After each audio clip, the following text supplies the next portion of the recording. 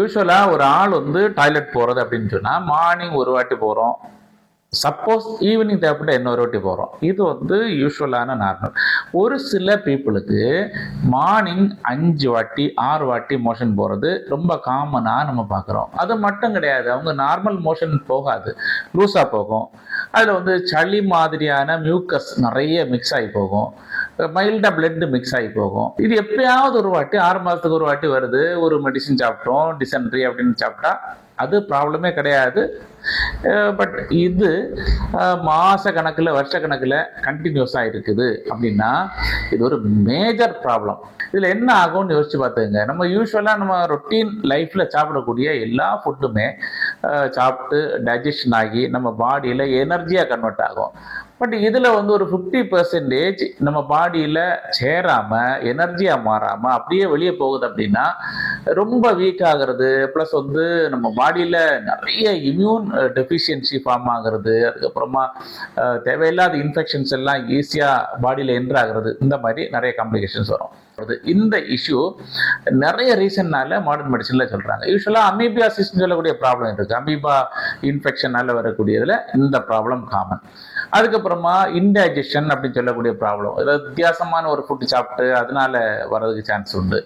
Mall absorption syndrome அப்படின்னு சொல்லக்கூடிய ஒரு கம்ப்ளைண்ட் இருக்கு. அதுல என்ன ஆகும்னா நமக்கு வந்து அப்சார்ப்ஷன் ஆகும், ப்ரோட்டீன் சரியா பாடியில் சேராது, கார்போஹைட்ரேட் சேராது, அல்லது தேவையான நியூட்ரியன்ஸ் விட்டமின்ஸ் இதெல்லாம் பாடியில் சேராது. இந்த மாதிரியான ஒரு இஷ்யூ இருக்கும்.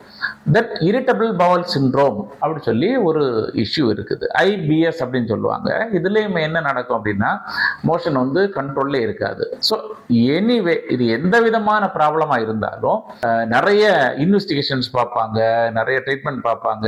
இந்த மாதிரி பல வருஷங்களாக செட்டில் ஆகாமல் இருக்கக்கூடிய இஷ்யூஸுக்கு சித்தா மெடிசின் வந்து ஒண்டர்ஃபுல் ரிலீஃபை கொடுக்கறத நம்ம ப்ராக்டிக்கலாக பார்க்குறோம். ஸோ இதுக்காக நம்ம யூஸ் பண்ணக்கூடிய மெடிசின் வந்து ஹெர்பல் ஓரியன்ட் ட்ரக்ஸ் பவுடர் ஃபார்மில் இருக்கும். எப்படி தான் சிவியரான பேஷண்ட்டாக இருந்தாலுமே அவங்களோட சக்ஸஸ் ரேட்டுன்னு சொல்லக்கூடியது 80 to 90% அவங்க செட்டில் ஆயிடுறாங்க.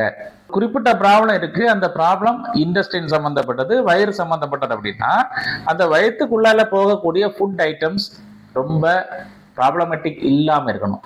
ரொம்ப இம்பார்ட்டண்டாக பார்க்க அப்படின்னா எக்ஸஸா சால்ட், ஏகப்பட்ட உப்பு, ஏகப்பட்ட காரம், ஏகப்பட்ட ஆயிலி ஃபுட்ஸு, ஏகப்பட்ட ஃபாஸ்ட் ஃபுட்ஸு, ஏகப்பட்ட அப்நார்மல் ஃபுட்ஸ், டைம் இல்லாமல் வித்தியாசமான டைமில் சாப்பிட்றது, மார்னிங் ஃபுட்டை ஸ்கிப் பண்ணுறது, நைட்டு 12 மணிக்கு சாப்பிட்றது, இந்த மாதிரியான abnormal food habits and food timings இருந்துச்சுன்னா இந்த மாதிரியான டைஜஷன் ப்ராப்ளம் இதெல்லாமே கண்ட்ரோலே பண்ண முடியாது. ஸோ நம்ம என்ன பண்ணோம், நான் என்னென்ன விஷயங்கள் சொன்னோம் அந்த மாதிரி இல்லாமல் ப்ராப்பராக ஈஸியாக டைஜஸ்ட் ஆகிற மாதிரி ஃபுட்டு டைமுக்கு ப்ராப்ளம் இல்லாமல் நம்ம அமைதியாக எடுத்துகிட்டு வந்தோம் அப்படின்னா இந்த ப்ராப்ளமேட்டிக் கேசஸை ரொம்ப ஈஸியாக செட்டில் பண்ணுறதுக்கு நமக்கு துணையாக இருக்கும். நிறைய வருஷமாக இஷ்யூவில் அவங்க ப்ராப்ளமே செட்டில் ஆகாமல் இருக்கக்கூடிய பீப்புள் தான் வர்றாங்க. பட் ஒண்டர்ஃபுல் ரிசல்ட் சித்தால கிடைக்குது அப்படின்றத இந்த வீடியோ வழியாக நான் சொல்லிக்கிறேன். இது சம்பந்தமான கொரிஸ் இருந்துச்சுன்னா எனக்கு நீங்கள் கமெண்ட் பண்ணுங்கள், நான் அதுக்கு ரிப்ளை கொடுக்குறேன். தேங்க்யூ.